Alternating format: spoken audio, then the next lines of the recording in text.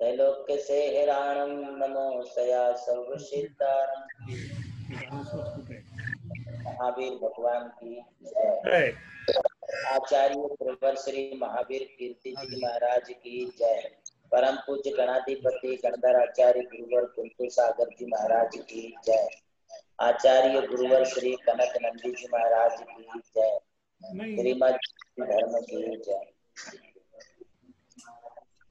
मैं भगवान महावीर स्वामी को एवं उनकी आराती आचार्य आर्ष परंपरा के कट्टर समर्थक परम पूज्य गणाधिपति गणधर आचार्य गुरुवर कुंतु सागर जी महाराज को अपना नमस्ते निवेदित करते हुए आज के इस पावन प्रसंग पर, यह वीर शासन जयंती का परम पुनीत दिवस है। मैं सर्वप्रथम वीर शासन जयंती के निमित्त भगवान महावीर स्वामी की जो दिव्य देशना संसारी लोगों के लिए प्राप्त हो रही है, उसके लिए हम सब इस युग के शासन नायक भगवान महावीर स्वामी के प्रति अपनी कृतज्ञता व्यक्त करता। भगवान महावीर स्वामी का यह शासन जो आज पूरे विश्व भर में जैन शासन के रूप में जाना जाता है,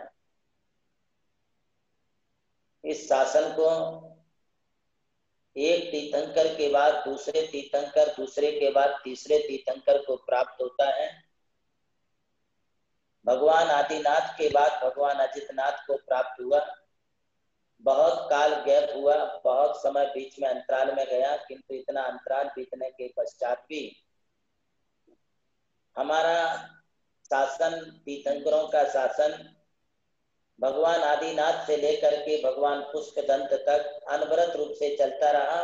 कभी किसी प्रकार से जैन शासन में कोई व्यतिरेक अथवा कोई अंतर अथवा कोई व्यवधान नहीं आया, किंतु भगवान पुष्पदंत से लेके भगवान शांतिनाथ तक इन 7 तीर्थंकरों के काल में धर्म का विच्छेद हुआ। क्योंकि धर्म चलाने के लिए तीर्थंकरों के बाद गणधर आचार्यों का नंबर आता है। यदि आचार्य इस धर्म और परंपरा के लिए अच्छे से चलाते हैं तो फिर हमारा ये धर्म चल सकता है, किंतु पुष्पदंत से लेकर के शांतिनाथ भगवान के शासन काल तक कोई भी ऐसे मुनि बीच बीच में जो होना चाहिए वो नहीं हुए, अतः शासन का अंतराल पड़ता रहा। बाद में शांतिनाथ से लेकर के महावीर पर्यंत और महावीर से लेकर के अभी तक हमारे जैन धर्म में कोई अंतराल नहीं आया है, कोई व्यवधान नहीं आया है। यह धर्म अब अनवरत रूप से चल रहा है। शासन की एक व्यवस्था है, जैन धर्म की, जैन शासन की एक व्यवस्था है। यह शासन शब्द से आप ये नहीं समझ लेना कि शासन बोले तो भारत का शासन, भारत सरकार का शासन नहीं। ये सरकारी शासन कुछ समय के लिए आएगा, फिर हट जाएगा, फिर आएंगे कोई दूसरे आएंगे, वो अपने तरीके से नियम बनाएंगे। ये नियम परिवर्तित होते रहते हैं, क्योंकि भारत सरकार भी स्थिर नहीं है और भारत सरकार के जो संविधान है, नियम है, वो भी एकदम निश्चित नहीं है, कभी भी उसमें संशोधन हो सकता है। किंतु मैं आपको बता दूं, तीर्थंकरों के शासन और सिद्धांत में किसी प्रकार का कोई संशोधन नहीं होता है। तीर्थंकर के कलर बदले, तीर्थंकरों की नगरियां बदले, तीर्थंकरों के नाम बदले, किंतु तीर्थंकरों ने जो शासन है, जो सिद्धांत है, उस सिद्धांत को कभी भी उन्होंने चेंज नहीं किया। वह सिद्धांत उनका जो है अनवरत रूप से चलता रहा और वो शासन आज भी हमारे उसी प्रकार से चल रहा है। शासन अर्थात सिद्धांत, सिद्धांत अर्थात तत्व, तत्व अर्थात वस्तु का स्वरूप। जो वस्तु का स्वरूप भगवान आदिनाथ के समय में था, आदिनाथ के पहले था, अनंत चौबीसी के पहले था, वही सिद्धांत और वही तत्व और वही वस्तु का स्वभाव आज भी है। आदिनाथ से लेके भगवान महावीर तक कोई हमारे सिद्धांत बदले नहीं, कोई हमारे नियम बदले नहीं, कोई हमारी आचार संहिता बदले नहीं, कोई भी हमारा श्रावकाचार या मूलाचार का कोई भी पार्ट, कोई भी भाग, कोई भी हिस्सा, उसमें किसी प्रकार का कोई परिवर्तन नहीं हुआ। और हम परिवर्तन कर भी नहीं सकते, क्योंकि जो सिद्धांत है, जो शासन है, वो अनादि निधन है। अनादि निधन है, अनादि से अनंत काल तक ऐसा ही रहने वाला है। इसमें कोई किसी प्रकार का परिवर्तन होने की कोई संभावना भी हमारे लिए नहीं सोचनी चाहिए। यदि कोई अपने दिल में, अपने दिमाग में तीर्थंकरों के सिद्धांत को बदलने की, उन्हें चेंज करने की, उनमें कोई परिवर्तन लाने की सोचता भी है, तो उसी समय से वह मिथ्या दृष्टि हो जाता है।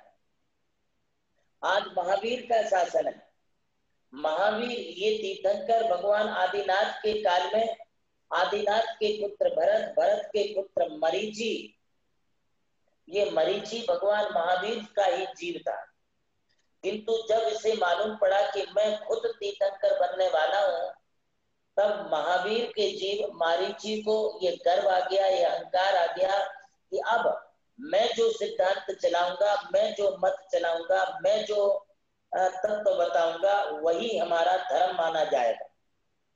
और जब से मरीचि ने अपने मत को ही सिद्धांत बना लिया, मत मन के मुताबिक होते हैं, और जो मन के मुताबिक जो मत होते हैं, वो कभी तीर्थंकर का पथ नहीं हो सकता, तीर्थंकर का मार्ग नहीं हो सकता।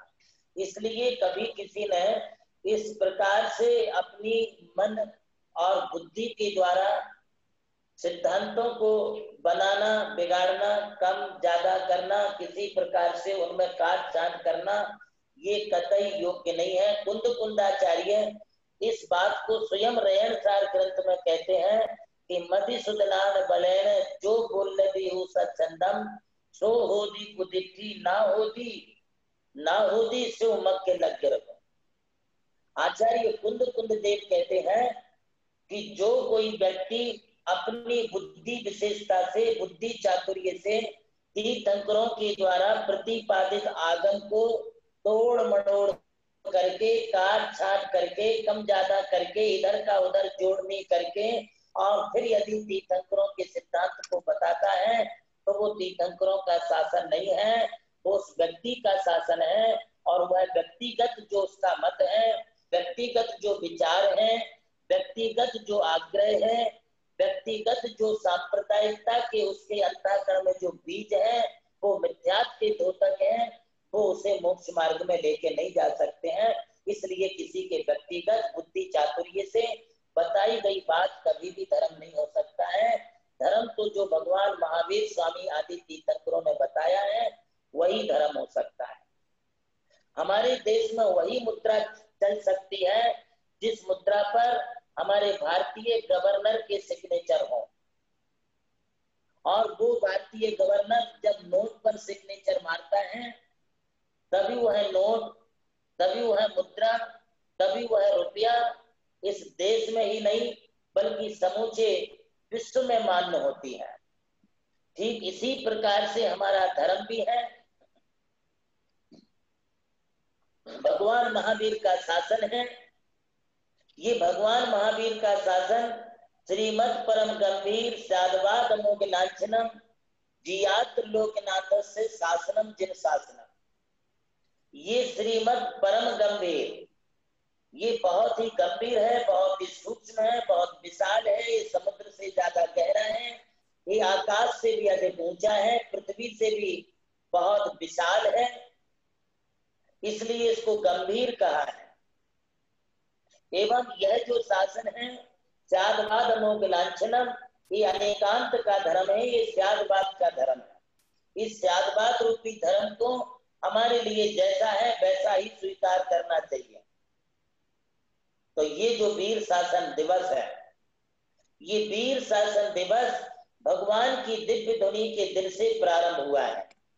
जैसे कल आप सब लोगों ने देखा कि गुरु पूर्णिमा, कल मैंने बहुत संक्षिप्त में स्टोरी बताई थी कि भगवान महावीर स्वामी के चरणों में इंद्रभूति गौतम ने जाकर के दीक्षा स्वीकार की थी। दीक्षा स्वीकार करने का अभी का हमारा जो प्रवचन का समय है, यही टाइम उनको संध्या काल के समय में दीक्षा का समय था, और उन्होंने उसी समय अपना केश लौंच किया, वस्त्रों का त्याग किया, कुमत कुवेश को त्याग किया और जिन मत की दीक्षा स्वीकार करके जैनेश्वरी दीक्षा धारण करके उन्होंने जो है महावीर के सिद्धांतों को अवगम किया, धारण किया। फिर आज के दिन सुबह भगवान महावीर को 65 दिन बीत चुके थे। 65 दिन में आज तक असंख्य लोग वहां पर प्रवचन सुनने के लिए जाते थे। वहां पर असंख्यात देवी देवता बैठते थे, असंख्यात त्रियंच पशु पक्षी भी जाकर के बैठते थे। किंतु सभी लोग विचार करते कि प्रभु सर्वज्ञ महावीर अपनी वाणी क्यों नहीं खिला रहे हैं, अपना दिव्य ध्वनि क्यों नहीं दे रहे हैं, अपनी दिव्य देशना क्यों नहीं प्रकट कर रहे हैं। 1 दिन हो गया, 2 दिन हो गया, 3 दिन हो गया, 5 दिन हो गया, बढ़ते बढ़ते ये क्रम 65वें दिन पर पहुंच गया। आखिरकार इंद्र सौधर्म इंद्र ने अपना अवधि ज्ञान लगाया और अवधि ज्ञान लगाने के बाद उन्हें यह ज्ञात हुआ कि भगवान महावीर का कोई साक्षात शिष्य नहीं है। घटना यूं हुई कि भगवान पार्श्वनाथ का एक मुनि शिष्य था जिसका नाम मक्खिली गोसाल था। वो भी रोज भगवान के प्रवचनों की आशा लेकर के बैठता था कि आज हमारे निमित्त से वाणी खिल जाए। किंतु हमारे सिद्धांत का एक नियम है कि तीर्थंकर का 100 दीक्षित शिष्य होना चाहिए। दूसरे का शिष्य उनके निमित्त से उनकी दिव्य ध्वनि नहीं खिलती है। तो जब इंद्र एक ब्राह्मण का वेश लेके इंद्रभूति गौतम के पास गया तो 500 शिष्यों के लिए वो अपनी शिक्षा प्रदान कर रहा था। उसी समय उसने जाकर के पूछ लिया, द्रव्य सड़गम जीव सड़काय देशा पंचान्य चास्तिकाये व्रत समिति ज्ञाते ज्ञान चारित्र वेदा इक्तेदन मोक्ष मूलम त्रिभुवन महिते प्रोक्त मरद्वी प्रत्येति सत्येति स्मृति चा मतिमान यामा शुद्ध दृष्टि।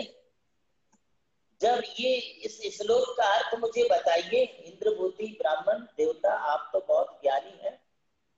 इंद्रभूति ने इस श्लोक को सुना, सुनने के बाद जो है वो विचारों में पड़ गए कि मैंने बहुत सारी चीजें देखी हैं, पढ़ी हैं, सुनी है, किंतु ये इतना गंभीर प्रश्न मेरे सामने लाया है, इसका अर्थ मैं एक्चुअली जानता नहीं हूँ। किंतु मैं नहीं जानता हूँ ये मैं इसके सामने बोलूंगा तो मेरा जो है 500 शिष्यों का गुरु होना बेकार हो जाएगा। इसलिए उसने हम में युगों में आकर के कहा, भाई ब्राह्मण देवता तुम्हारे गुरु कौन है? तब सौधर्म इंद्र ने कहा कि मेरे गुरु तो भगवान महावीर स्वामी हैं और वो मौन से बैठे हैं, वो इस समय कुछ बोलते नहीं है, आप जवाब दीजिए। तब इंद्रभूति ने कहा, चलो मैं तुम्हारे गुरु के पास चलता हूँ, गुरु से चर्चा करूंगा, मैं गुरु से तत्व चर्चा करूंगा। उसे तो यही चाहिए था।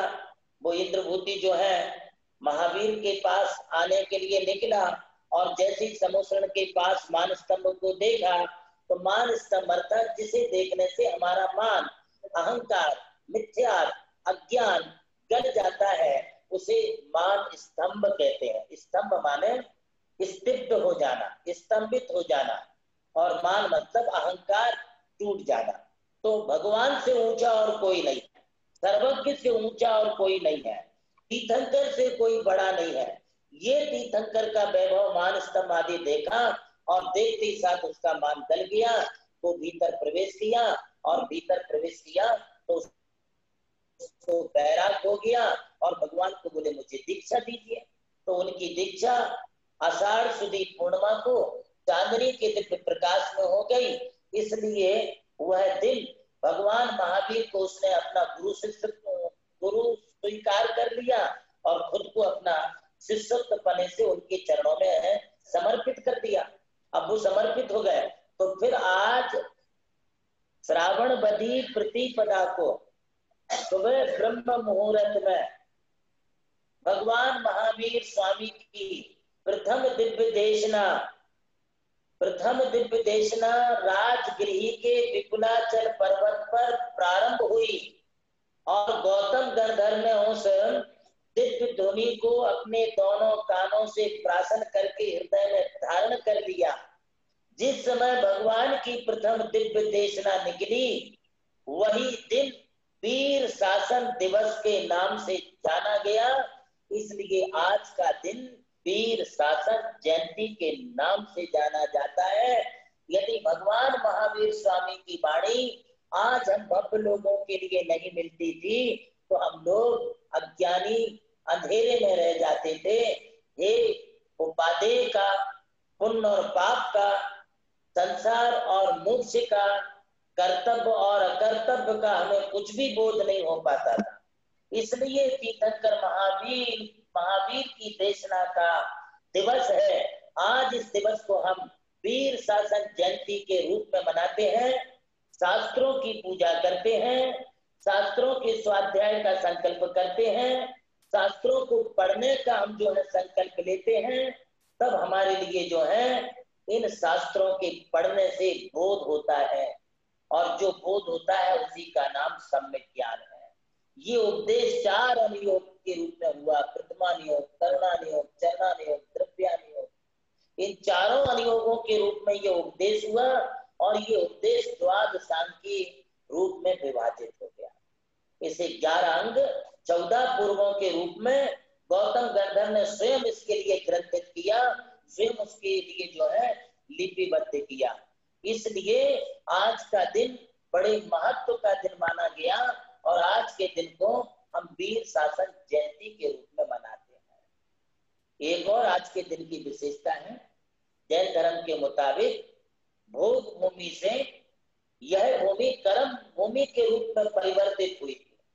जिस दिन भोग भूमि की समाप्ति होकर के कर्म भूमि की शुरुआत हुई, वह दिन भी हमारा श्रावणवदी प्रतिपदा का दिन है। इसलिए भी आज के दिन को जो है हम लोग अच्छा, शुभ और वर्षारंभ के रूप में स्वीकार करते हैं। तो ये कई बातों का संयोग मिलकर के आया है। जैसे हिंदू कैलेंडर होते हैं, अन्य संप्रदायों के कैलेंडर पंचांग होते हैं, इंग्लिश कैलेंडर होता है, वैसे हमारी जैन समाज के मुताबिक वर्षारंभ, युगारंभ हमारा कब से होता है? तो श्रावणवदी एकम प्रतिपदा के दिन से होता है। इसलिए सारे दिन महत्व के होते हैं। चले, मैं वीर शासन जयंती के संदर्भ में अपने विषय को आगे बढ़ाता हूँ, और आगे बढ़ाते हुए आपके लिए ये बताता हूँ कि भगवान महावीर स्वामी ने हमारे लिए क्या उपदेश दिया, कौन सी बात बताई है, कल्याण का कौन सा मार्ग बताया है। तो ये जो बातें हैं, ये बातें आज हमारी समाज को जानना बहुत जरूरी है। भगवान महावीर स्वामी ने द्वादश अंग की देशना देते हुए सर्वप्रथम हमारे लिए आचारांग की शिक्षा दी है। कदम चरे, कदम चिट्ठे, कदम आसे, कदम सहे, कदम भुज्जे भाषे जय एवं पावम न बच्चे। भगवान महावीर स्वामी को गौतम स्वामी ने सबसे पहले प्रश्न पूछा कि हे भगवान, हम कैसे चले, कैसे उठे, कैसे सोए, कैसे हम बैठे, किस प्रकार से अपना कार्य करें जिससे हमारे लिए पाप कर्म का बंध ना हो, हम कौन से कार्य करें। तब भगवान महावीर स्वामी ने अपना जो उद्बोधन है वो एक साथ एक टाइम बिना ओठों को हिलाए, बिना जीभ को हिलाए, बिना दांतों को हिलाए, बिना कंठ, बिना तालब, बिना अंतहस के उनकी वाणी जो है वो सर्वांग से खिली, और एक साथ 718 भाषाओं में वाणी खिली, और एक साथ 718 भाषाओं में खिलने के उपरांत समूह शरण में जितने लोग बैठे थे, ऑटोमेटिकली सब लोगों को उनकी उनकी भाषा में उनकी वाणी सुनाई पड़ी, अर्थ भी अच्छी तरह से वो अवगम कर लिए। कोई कहते हैं कि भगवान की वाणी ओंकारमयी है, कोई कहते हैं कि निरक्षरी है। हाँ, वाणी भगवान की ओंकार रूप भी है और निरक्षरी भी है। निरक्षरी का मतलब ये है कि वे कोई भी शब्दों को जो है, जिस प्रकार हम ब्राह्मी लिपि, देवनागरी लिपि, द्राविड़ लिपि आदि लिपियों में हम जो है भाषाओं को देखते हैं, वैसे भगवान की कोई लिपि नहीं, इसलिए वो निरक्षरी है। निरक्षरी का दूसरा मतलब ये भी है कि भगवान की वाणी के लिए कोई भी पशु पक्षी देवी देवता जो भी सम्मोषण में गए थे वो अपनी अपनी भाषाओं में समझ जाते हैं, इसलिए उनके लिए वो निरक्षरी वाणी है। फिर भी एक बात हमारे शास्त्रों में आती है कि जिस प्रकार से बादलों की गड़गड़ाहट होती है और वे बादल जहां पुण्यवान जीव होते हैं वहां बरस जाते हैं, इसी प्रकार से तीर्थंकरों की भाषा भी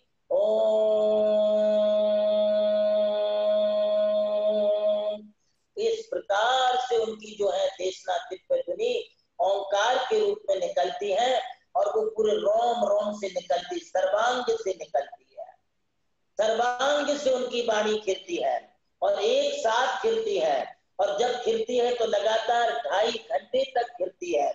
और इस प्रकार की दिव्य देशना सुबह भी 2.5 घंटे, दोपहर में भी 2.5 घंटे, शाम को भी 2.5 घंटे और अर्धरात्रि के समय में भी 2.5 घंटे, इस प्रकार टोटल 24 घंटे में से 10 घंटे उनके प्रवचन में बीतते थे और सब लोग मजे से सुनते थे। 6-6 घड़ी की दिव्य ध्वनि होती थी, सब लोग अपने अपने हिसाब से समझ जाते थे। तो भगवान ने अपनी दिव्य ध्वनि में, जिनकी ध्वनि है ओंकार रूप, निराक्षरमय महिमा अनूप, लघु भाषा सात शतक सुचेत, ये वर्णन आया है हमारे यहाँ, और इसमें ये बताया गया है कि उनकी वाणी जो है बहुत ही श्रोताओं के लिए बहुत ही जो है कर्णप्रिय थी, स्पष्ट रूप से सुनाई पड़ती थी। यदि भगवान का सम्मोषण 12 योजन का है तो 12 योजन तक सुनाई पड़ती थी। महावीर भगवान का सम्मोषण 1 योजन का था, तो 1 योजन बोले तो 4 कोस, 4 कोस बोले तो 8 मील, 8 मील बोले तो 12 किलोमीटर तक के लोगों को बिना माइक के वह वाणी दूर दूर तक एक तरीके सुनाई पड़ती थी। जो नजदीक में बैठे थे श्रोता, उनको भी उसी आवाज में सुनाई पड़ती थी, और जो दूर बैठते थे उनको भी उसी रूप में सुनाई पड़ती थी। अच्छा, भगवान बोलते क्या थे? तो सबसे पहले तो उन्होंने ये कहा कि तुम जधम चरे जधम चित्ते जधम मासे जधम सहे जधम भुजे भाषे एवं पावम न बच्चे। तुम यत्नाचार पूर्वक बैठो, यत्नाचार पूर्वक सुनो, यत्नाचार पूर्वक खड़े हो, इतनाचार पूर्वक चलो। यत्नाचार मतलब सावधानी पूर्वक भोजन करो, सावधानी पूर्वक निद्रा लो, सावधानी पूर्वक जो है आप अपने कार्य को करो, तो इससे तुम्हारे लिए पाप का बंध नहीं होगा। ये भगवान महावीर स्वामी की वाणी है। एक सज्जन ने मुझे पूछा कि सहजता में भगवान महावीर स्वामी की यह वाणी एक्चुअली कैसी है, हमें बताइए। तो मैंने कहा, स्वर्गाप वर्ग गम मार्ग विमार्ग नेष्टा सद्धर्म तत्व कथनेक पटु त्रिलोक्या दिव्य ध्वनि भवति विस्तार्थ सर्व भाषा स्वभाव परिणाम गुण प्रयोज्या। बोले भगवान महावीर स्वामी की जो वाणी थी ना, स्वर्गाप वर्ग मार्ग विमार्ग निष्ठा, बोले स्वर्ग और अपवर्ग माने मोक्ष का मार्ग दिखाने वाली थी। संसार के सुख हमारे लिए प्राप्त हो सके, इस प्रकार से भगवान की वाणी थी। विमार्ग, ये उन्मार्ग को नष्ट करने वाली थी, मिथ्यात्व का खंडन वाली थी, सम्मुक्त का मंडन करने वाली वाणी थी। ये हमें तत्व का अतत्व का, हे का उपादेय का, कर्तव्य और अकर्तव्य का, बंध और मोक्ष का, संबर और निद्रा का स्वरूप बताने वाली वाणी थी। भगवान ने जो मार्ग हमारे लिए बताया वो सम्यक दर्शन ज्ञान चारित्राणी मोक्ष मार्ग, इस रूप में हमारे लिए उन्होंने अपना उपदेश दिया। सद्धर्म तत्व कथनैक पटुस्त्र लोक्या, तीनों लोगों के प्राणियों के लिए कल्याणकारी मार्ग उन्होंने बताया। इसलिए भगवान महावीर भी व्यक्तिगत किसी के लिए भगवान नहीं थे, वे सभी प्राणियों के लिए भगवान थे। व्यक्तिगत रूप से भगवान महावीर की वाणी किसी एक के लिए नहीं थी, भगवान महावीर की वाणी संसार के समस्त प्राणी मात्र के लिए। इसीलिए तो ये बात कहा है कि सम्यक दर्शन ज्ञान चरण ही धर्म कहा भाई, मिथ्या दर्शन ज्ञान चरण है भव दुखदाई। ये सम्यक दर्शन ज्ञान चरित्र का मार्ग भगवान ने बताया और ये प्राणी मात्र के लिए है। किसी भी गति का जीव जैन धर्म को धारण कर सकता है। जैन धर्म किसका, जो पालेगा उसका, ये भगवान महावीर की वाणी है। अंत तो गत्वा महावीर भगवान ने यह भी कहा कि जिस करनी से हम हुए अरिहंतादि महान, उस करने को तुम करो, हम तुम एक समान। बोले हम में और तुम्हारे में कोई अंतर नहीं है। सब्बे जीवा सब्बे शुद्धा शुद्ध जीवा शुद्ध नया। बोले सभी जीव जो हैं सब सिद्धों के समान शुद्ध हैं, किसी में किसी प्रकार का कोई अंतर नहीं है। हम भी सिद्धों के समान हैं, आप भी सिद्धों के समान हैं, किंतु एक बात है, सिद्धों के समान बनने के लिए जो है हमें वह सिद्धों का मार्ग अपनाना चाहिए, सिद्धों के मार्ग पर चलना चाहिए। तो इतना बोल करके मैं आप सबके लिए वीर शासन जयंती का बहुत बहुत आशीर्वाद प्रदान करता हूँ। इसके पश्चात कुछ बात हमारे श्री पारस जी लोहाड़े रखेंगे और पारस जी लोहाड़े के माध्यम से कुछ अपनी तत्व चर्चा आगे होगी।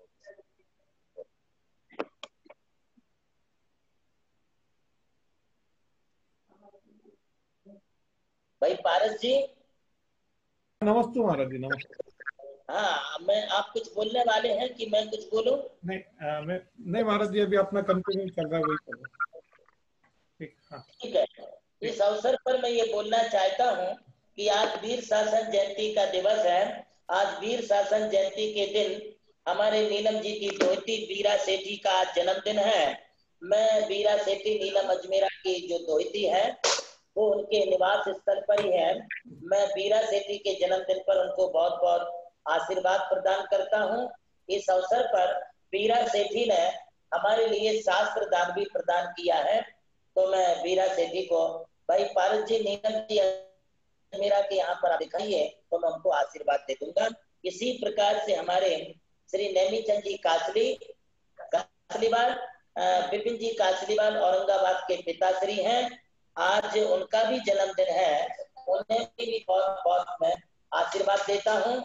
उन्होंने भी इस अवसर पर जो है हमारे लिए शास्त्र प्रदान किया है और उनका 75वां जन्मदिन है। उनके लिए भी हमारा आशीर्वाद है। महाराज उनका कौन से कासलीवाल? विपिन कासलीवाल या नेमिचंद जी कासलीवाल। विपिन कासलीवाल का वीडियो बन रहा है महाराज, ठीक है। और नीलम जी अजमेरा के यहाँ भी है, बीरा से थे। और हमारे परम भक्त श्री जिनेन्द्र जी द्वारा टीकमगढ़ के हैं, जिनेन्द्र जी द्वारा, उन्होंने भी आज इस अवसर पर मुझे शास्त्र दान दिया है। उन्हें भी बहुत बहुत आशीर्वाद प्रदान करता हूँ जी। जिनेन्द्र जी द्वारा एवं सागर से श्री राजीव जी सिंगई हैं। आज उन्होंने हमारे चातुर्मास की व्यवस्थाओं के लिए 21,000 रुपए की घोषणा की है।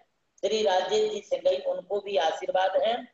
दिलीप जी राधेलिया सागर से हैं, इन्होंने हमारे चतुर्विध संघ की व्यवस्थाओं के लिए, चातुर्मास संबंधी व्यवस्थाओं के लिए 51,000 रुपए की राशि प्रदान की है। मैं भाई दिलीप जी राधेलिया को अपना बहुत बहुत आशीर्वाद प्रदान करता हूँ। एवं पीयूष जी चांदीवाल जलगांव से हैं, इन्होंने भी 51,000 रुपए की राशि दी है। उन्हें मैं भी अपना आशीर्वाद प्रदान करता हूँ। श्री ललित जी पाटनी मोहनलाल नगर पूना निवासी ने हमें 21,000 रुपए की राशि प्रदान की है चातुर्मास हेतु, उनको भी बहुत बहुत आशीर्वाद है। श्री प्रदीप जी धर्मचंद जी ठोले सटाना से हैं, इन्होंने 11,000 रुपए की राशि प्रदान की है। उन्हें भी बहुत बहुत आशीर्वाद प्रदान करता हूँ। जब कोई लाइन पर नहीं आ सके पारस जी, कोई भी नहीं लाइन पे, सब लिखिए। चलो कोई बात नहीं है। यदि श्रेया सेठी के नाम से हो डिवाइस तो देखिएगा। यार नीलम अजमेरा तो बैठे हैं। हाँ वो तो है, उनको नहीं। तो 1 मिनट, 5 सेकंड के लिए उनको दिखा दीजिए। श्रेया सेठी भी नहीं है, कोई रश्मि सेठी है, श्रेया सेठी तो नहीं। नीलम भैया के घर पे ही है वो। अच्छा, उनके घर पे है, हाँ ठीक है। ये आपके सामने हैप्पी बर्थडे टू बीरा सेठी। नीलम अजमेरा बहुत बहुत बहुत बहुत आशीर्वाद बिट्टू। हैप्पी बर्थडे टू, तुम्हारी ओर से हमारे लिए शास्त्र मिला है। आज मेरे को शास्त्र प्राप्त हुआ, ऑनलाइन शास्त्र दे रही है बिटिया। सभी, और मेरे पास भी शास्त्र आ गया है। बिटिया ने मुझे दान दिया है। दान दाताओं का बहुत बहुत अभिनंदन है। और एक शास्त्र दान हमारे लिए जिनेंद्र ग्वारा, वो भी ऑनलाइन शास्त्र दे रहे हैं। ग्वारा टीकमगढ़ से जिनेंद्र ग्वारा के नाम से डिवाइस है। और विपिन कासलीवाल, इन्होंने 11,000 रुपए की राशि दी है और शास्त्र दान में। और हमारे श्री जिनेंद्र जी ग्वारा, उन्होंने भी शास्त्र दान तुरंत। ये जिनेंद्र साहेगढ़ है। अच्छा, नहीं गुब्बारा नहीं महाराज। जिनेंद्र जी साहेगढ़ की ओर से भी शास्त्र दान कर दीजिए, कोई बात नहीं। वो हमेशा देते, विद्वान है और पढ़े लिखे व्यक्ति है, हमारे परम भक्त भी हैं। जिनेंद्र जी, एक शास्त्र आप ले लीजिए, हाथ में शास्त्र ले लो और शास्त्र वहीं से ऑनलाइन हमारे लिए प्रदान कर दो। हम ये हाथ में लिए हैं, तुम भी हाथ में ले लो। ऑनलाइन नहीं ना, बहुत बढ़िया।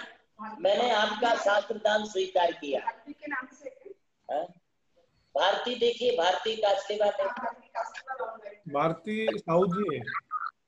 भारती कासलीवाल नहीं है महाराज, ठीक है।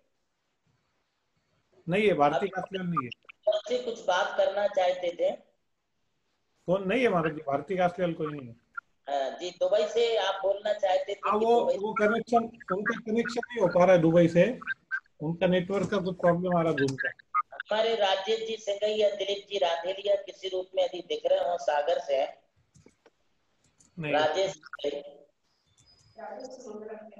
राजेश सुमंगलम भी रहते हैं। सुमंगलम, राजेश सुमंगलम नहीं है महाराज जी, नहीं है।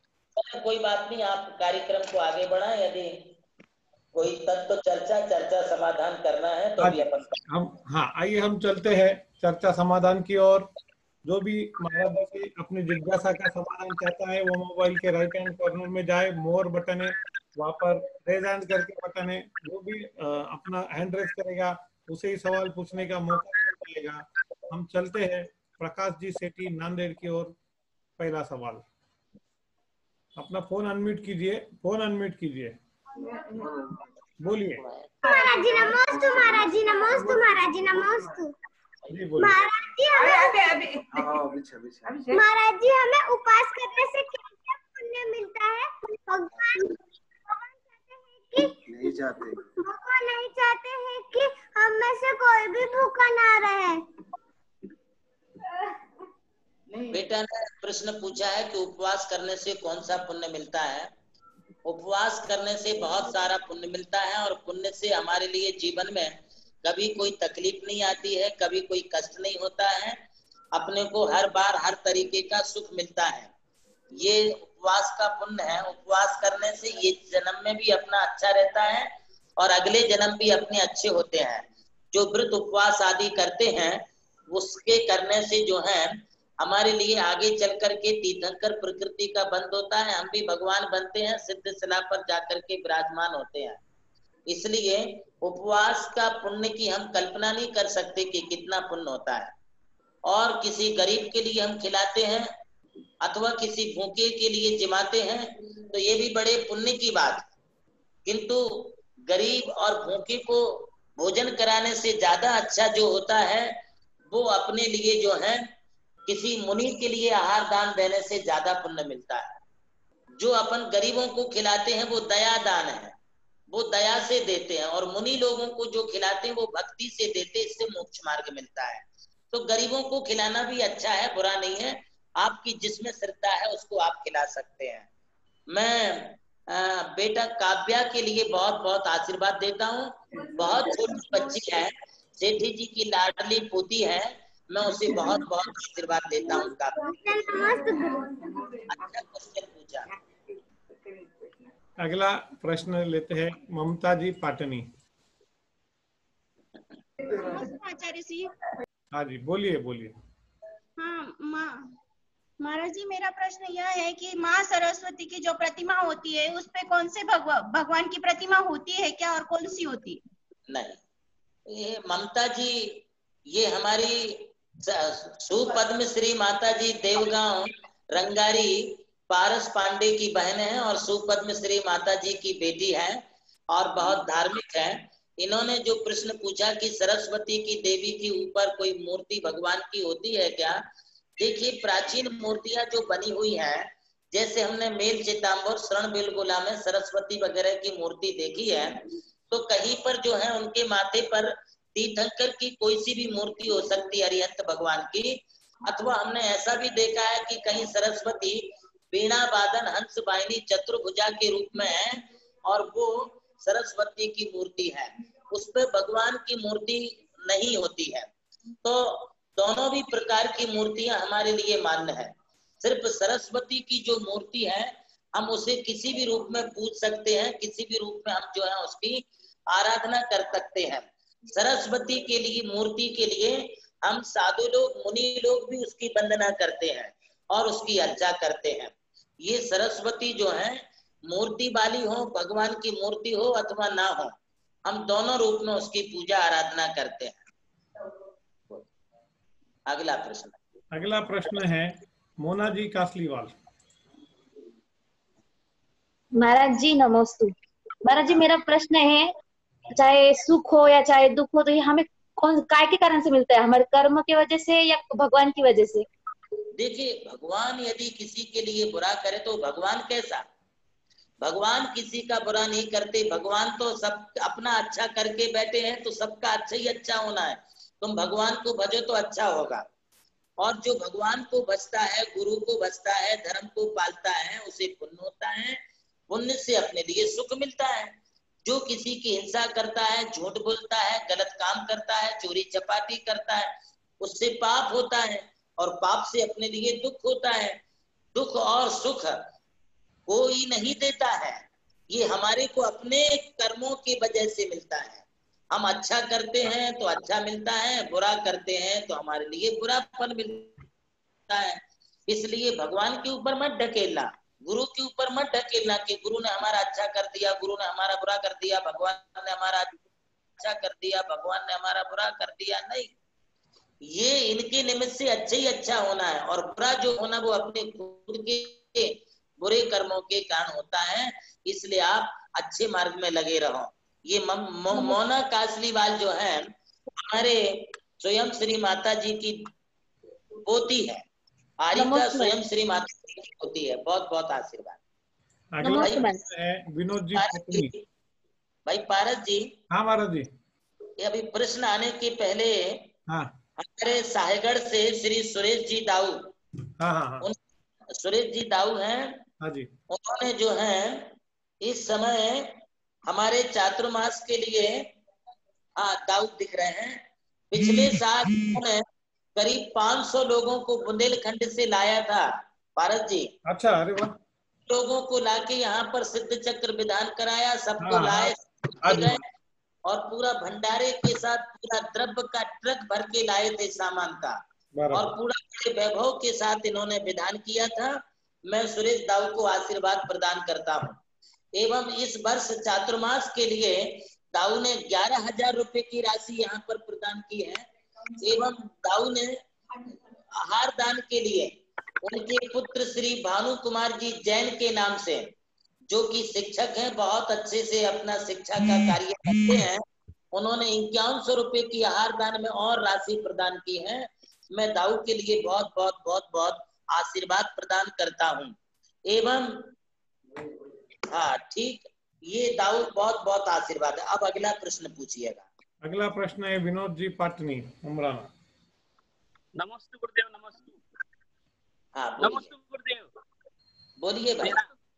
मेरा सवाल है, व्यक्ति मरने के बाद अपने जैन धर्म में तेरहवें का कार्यक्रम क्यों करते हैं और अभी तीसरे दिन कार्यक्रम करते हैं, वो उचित है क्या?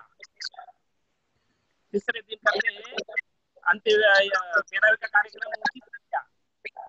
और अभी कुछ मैं नांदेड़ में गया था तो मूर्ति की जगह यंत्र का उपयोग करते हैं अभिषेक के लिए, तेरहवें के लिए, तो भी उचित है क्या?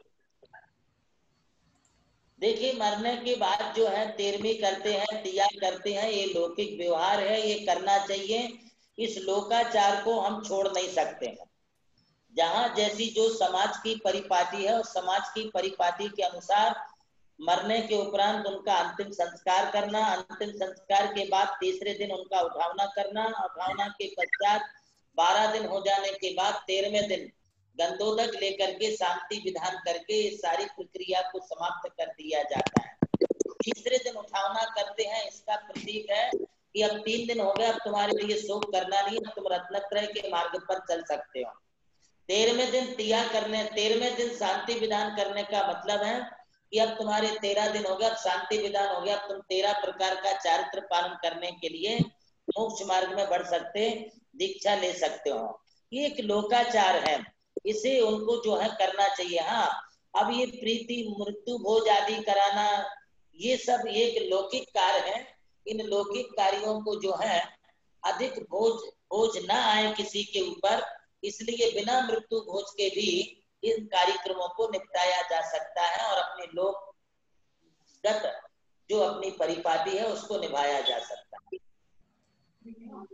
अगला प्रश्न है नीताजी पांडे। भाई पारस जी। हाँ महाराज जी। इनके प्रश्न का भी जवाब देता हूं मैं। विपिन जी काचलीवान ऑनलाइन आ चुके हैं। मैं नीता पांडे से कहूंगा अपना प्रश्न रखें। आवाज नहीं आ रही नीता जी। नीता जी पांडे, अनम्यूट कीजिए नीता जी। नीता जी अनम्यूट कीजिए आपका फोन।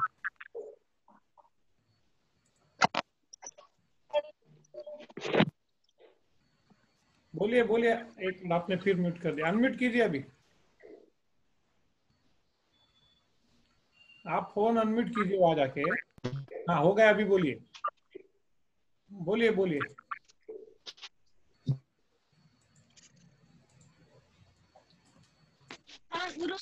हाँ गुरुवार के चरण में 51 करते हैं तो उसका क्या महत्व है गुरुवार? नीता जी समझ में नहीं आया।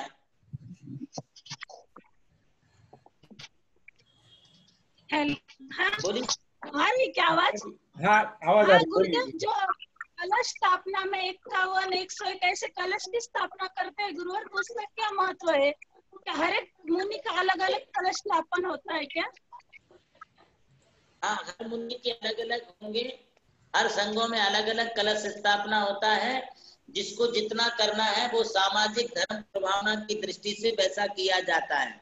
कोई 1 कलश रखता, कोई 3 रखते, कोई 5 रखते, कोई 108 भी रखते हैं। ये थोड़ी सी सामाजिक व्यवस्थाओं बनाने के लिए रखते हैं, जिससे कि कुछ इनकम हो और मंदिर के चातुर्मास के खर्चे की पूर्ता हो, इसके लिए करते हैं। जो कलश इनको लेते हैं, ये चातुर्मास के कलश त्याग तपस्या के प्रतीक होते हैं। इन कलशों को गुरु के हाथ से लेकर के अपने घर में विराजमान करने से मंगलाचार होता है, सुख शांति बनी रहती है और पुण्य की मंगलमयी भावनाओं का निर्माण होता है। इसलिए कलश स्थापना में अपना हाथ भार जरूर लगाना चाहिए। नमस्ते गुरुदेव, नमस्ते।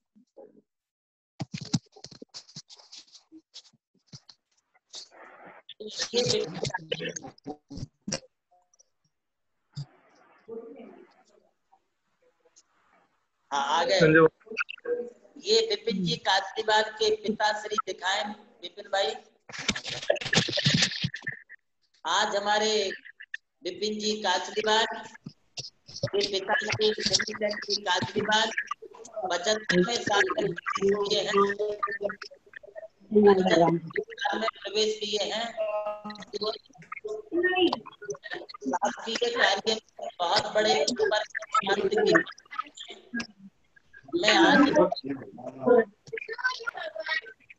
मैं आज इनके जन्मदिन पर उनके बहुत आशीर्वाद प्रदान करता हूं। भाई नेमी चंद्र जी, आप स्वस्थ रहें एवं आपका आरोग्य अच्छा रहे, इसके लिए मेरा बहुत आशीर्वाद है।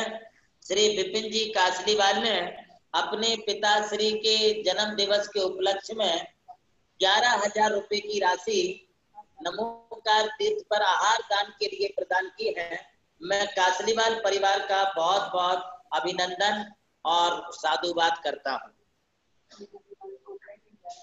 अभी चेन्नई से मीना दीवान होंगी। हाँ, उनका वीडियो मीना जी अपना वीडियो स्टार्ट करें। दीवान चेन्नई वो ऑनलाइन है। आप उनका वीडियो बंद है महाराज जी। अच्छा, मीना जी दीवान, आप अगर हमारी आवाज सुन रहे हैं अपना वीडियो ऑन करें। आ गए। हाँ, ये मीना दीवान है और ये हमारी परम भक्त है और बहुत गुरु भक्ति इसके हृदय में रहती है। आज इन्होंने चातुर्मास की संपन्नता के लिए 11,000 रुपए की राशि प्रदान की है। मैं मीना दीवान के लिए बहुत आशीर्वाद। राजेश सुमंगलम भी आ चुके हैं। किस नाम से? राजेश सिंगाई नहीं है, राजेश नहीं है महाराज, देखिए। चलो जाने दीजिए, आगे लीजिए। सवाल जवाब का दौर हम यही। हाँ, एक मिनट राजेश सिंगाई जी भी आ गए। हाँ, वो उन्होंने हिंदी में लिखा हुआ था तो मिल नहीं। जी राजेश जी। ये राजेश जी सिंगई हैं, हमारी परम भक्त हैं और बहुत सेवा करते हैं और पूरे बुंदेलखंड के लोगों को साथ लेकर के चलते हैं। और जब भी इनका जन्म दिवस हो, शादी की सालगिरह हो, मम्मी पापा का कोई उत्सव का दिन हो, तो भी ये कुछ ना कुछ हमारे लिए यहाँ क्षेत्र पर दान भेजते रहते हैं। आज पुनः इन्होंने 21,000 रुपए की राशि इन्होंने जो है यहाँ चातुर्मास की संपन्नता के लिए प्रदान किया है। मैं भाई राजेश जी सिंगई के लिए बहुत आशीर्वाद प्रदान करता हूँ। अब हमारे ललित जी पाटनी यदि पूना से दिख रहे हो, ललित जी ललित पाटनी पूना नहीं है वहां। अच्छा, मैं सभी दर्शकों को ये कहना चाहता हूँ कि जो लोग जिस नाम से आपका मोबाइल है वही नाम अपने डिवाइस पर डालिए। आप डिवाइस पर कुछ होंगे और नाम कुछ डालेंगे तो आप मोबाइल पर हमारे पारस जी को मिलेंगे नहीं। इसलिए तुम्हारा जो नाम है उसी नाम से आप डिवाइस पर आइए। तो डिवाइस पर आएगा वो जल्दी मिल जाते हैं और आप जल्दी हूबहू हमारे से मिलकर के बात कर सकते, आशीर्वाद ले सकते हैं। बहुत आशीर्वाद। चले आरती करें। आइए चलते हैं आरती की ओर। मैं दीदी से विनती करूंगा कि दीदी गुरुदेव की आरती शुरू करें। ये दिलीप जी कासलीवाल के घर का भव्य नजारा है। कल उन्होंने जो गुरु भक्ति गुरु पूर्णिमा के अवसर पर जो घर में डेकोरेशन किया था, और भी यदि किसी के घर में है तो उन्हें हम दिखा सकते हैं। हाँ, और तो किसी के घर का दिख नहीं रहा है। कल बहुत ही शानदार सभी ने भक्ति दिखाई, बहुत ही अच्छे तरीके से सभी ने अपने घरों को सजाया था। मानो ऐसा लग रहा था कि कोई उत्सव चल रहा है। सभी के घर में दिवाली जैसा माहौल था। और ये सब आपकी मेहनत और आपका मार्गदर्शन था लोगों के लिए। इसलिए ये महाराज जी, ये सब लोगों की आपके प्रति भक्ति थी और ये भक्ति है तो ही वो निकलती है, नहीं तो किसी के बोलने से थोड़ी कोई डेकोरेशन करता है। प्रेरणा तो देनी पड़ती है, आप गरीब के लोग रहे तो चले। मैं वैशाली दीदी से निवेदन करूंगा, दीदी आरती शुरू करें। जगलो परम पूज्य आचार्य गुरुवर प्रज्ञा शमन श्री देव नंदी जी महाराज की जय। जय जय गुरुवर भक्त पुकारे आरती मंगल गावे, करते आरती देवन आरती किरण सितारे, गुरुवर के चरणों में नमन, ईश्वर के चरणों में नमन, जयवर के चरणों में नमन, सूर्यवर के चरणों में नमन। श्रावण में जन्मलिया शीला माता, प्रेमचंद्र जी पिता तुम्हारे हर्षित मन सिखाता, सगल में सजन मंगल गावे,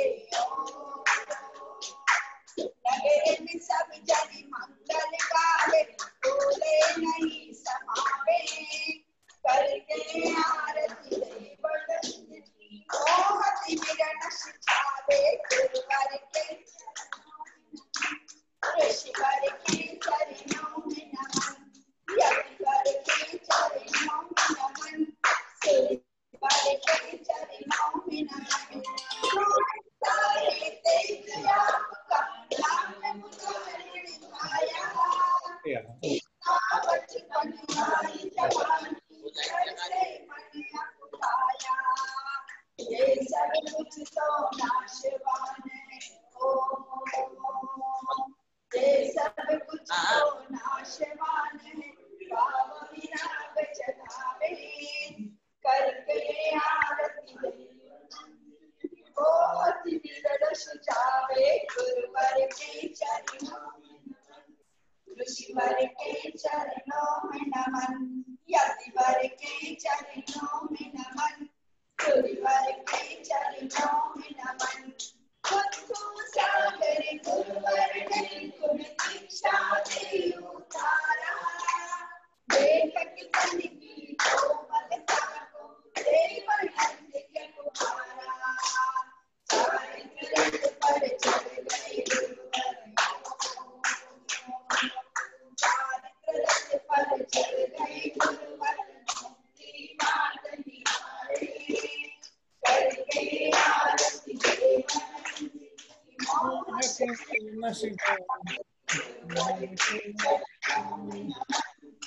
शिवर के चरणों में नमन, यतिवर के चरणों में नमन, गुरुवर के चरणों में नमन। जीवन धन्य है तन, दिनकर जो गुण गावे, स्वर्ग संपदा सब सुख पावे, मनुष्य जन्म फल पावे, दिव्य ज्ञान तुम सागर, दिव्य ज्ञान तुम सागर, योग शिखर पावे, करके आरती मोहति विरल सुझावे, गुरुवर के चरणों में नमन, ऋषिवर के चरणों में नमन, यतिवर के चरणों में नमन, गुरुवर के चरणों में नमन। यह ज्ञान योगी श्रवणं ददानं, श्री ज्ञान योगी जतवदीनं, आनंद रूपं सुखभाजनं च तम देव नंदे प्रणमामि नित्यं, तम देव नंदे प्रणमामि नित्यं। जबल परम पूज्य आचार्य गुरुवर प्रज्ञा शमन श्री देव नंदी जी महाराज की जय, जबल आचार्य संघ की जयकारा गुरुदेव का जय। एक सेकंड।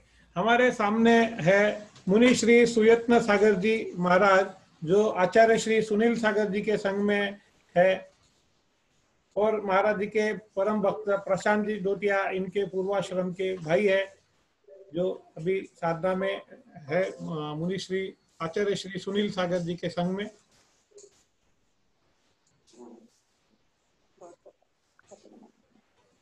ये हमारे लिए एक बहुत बड़ा तोहफा है, हम सभी के लिए गुरु मिलन का ऐसा नजारा, हमें ऑनलाइन गुरु मिलन होने जा रहा है। आज तक हम सामने गुरु मिलन देखते थे, अब गुरु मिलन भी ऑनलाइन होने जा रहा है, और ये अलग अलग परंपरा के अलग अलग इसके सभी साधु एक साथ आ रहे, ये भव्य नजारा, यह जैन एकता का जैन हमारी एक ही परंपरा है, सब हम सब महावीर कीर्ति आदि सागर की महाराज जी, मैं अलग अलग संघों की बात कर रहा हूँ, संघ अलग अलग संघ के लोग एक साथ यहाँ पर ऑनलाइन मिलकर के वंदना प्रतिवंदना कर सकते हैं। मेरा को प्रतिवंदना है, आशीर्वाद भी है, बहुत बहुत आशीर्वाद। प्रशांत तुम वही हो क्या? बहुत बहुत आशीर्वाद बेटा। और महाराज जी ठीक है? ठीक, आशीर्वाद। आज का दौर यहीं खत्म।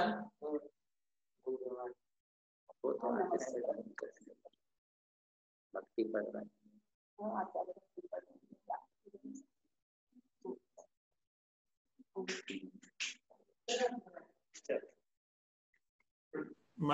महाराज जी, वो बोल रहे हैं अपना जो कार्यक्रम होता है बड़ा सुंदर कार्यक्रम हो रहा है जी।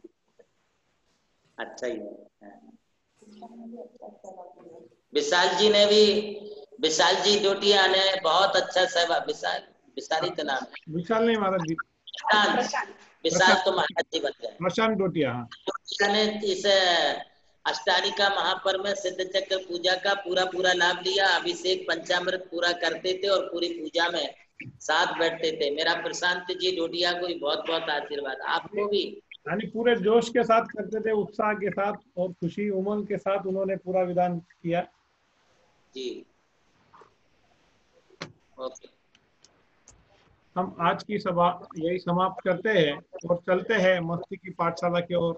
मैं पूर्वी भाभी से निवेदन करूंगा वो हमारी रोज की मस्ती की पाठशाला शुरू करें। गुरुदेव के चरणों में नमोस्तु महाराज जी, नमोस्तु महाराज जी, नमोस्तु महाराज जी। बहुत बहुत आशीर्वाद।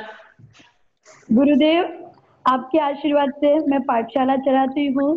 कल गुरु पूर्णिमा का भी उत्तम दिन था, पर हमारे बच्चे कल आपसे साक्षात नहीं मिल सके। मैं सभी बच्चों को बोलती हूँ, आप सभी लोग हाथ जोड़ के हमारे गुरुदेव को नमन कीजिए, नमोस्तु कीजिए। सभी बच्चे नमोस्तु कीजिए गुरुदेव को। नमोस्तु महाराज जी। मेरी पाठशाला के प्यारे प्यारे सभी बच्चों को हमारा बहुत बहुत आशीर्वाद। जितने भी ऑनलाइन जो बच्चे पाठशाला सीख रहे हैं पूर्वी साहा से, बहुत अच्छा है बेटा, खूब मन लगा करके जैन धर्म की बातों को सीखिए, पढ़िए। ऑनलाइन जितना सीख सकेंगे उतना आपके लिए आशीर्वाद रहेगा। बहुत आशीर्वाद। गुरु गोविंद दोनों खड़े काके लागू पाए, बलिहारी गुरुदेव की गोविंदियो दिखाए। गुरुदेव आपका ही आशीर्वाद है जिससे हम धर्म को सीखे हैं। आपका ही आशीर्वाद है जिस वजह से हम गोविंद से जुड़ने का पुरुषार्थ कर सकते हैं। गुरुदेव यदि आप ना होते तो हम कभी इस धर्म के गुड़ रहस्य को नहीं जान सकते। गुरुदेव बस ऐसे ही आपकी कृपा दृष्टि हम पे बरसाए रखिए और ऐसे ही हम आगे धर्म में बढ़ते रहे, ऐसा हम आशीर्वाद कर मांगते हैं आप सबसे। नमोस्तु गुरुदेव, नमोस्तु गुरुदेव, गुरुदेव नमोस्तु गुरुदेव। हाँ, शुरू करिए पाठशाला।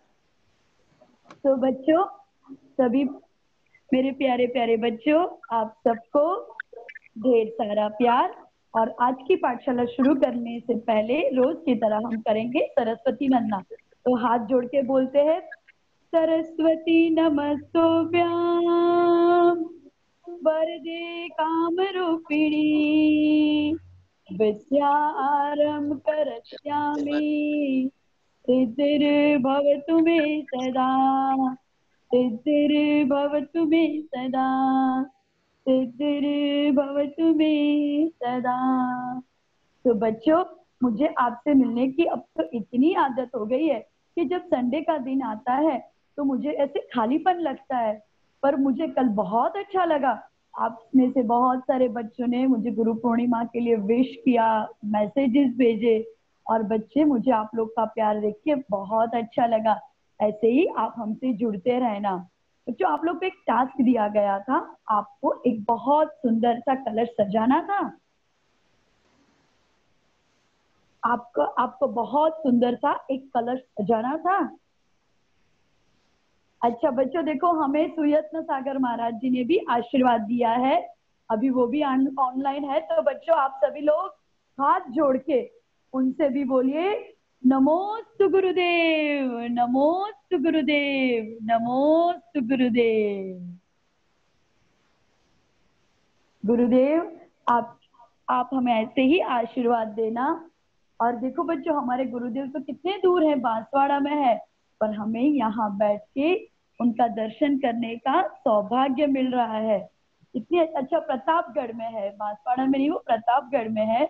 तो हमारे लिए भी कितनी अच्छी बात है कि हम यहाँ से ही बैठ के उनके दर्शन पा सकते हैं, उनके आशीर्वाद ले सकते हैं। ठीक है ना बच्चों?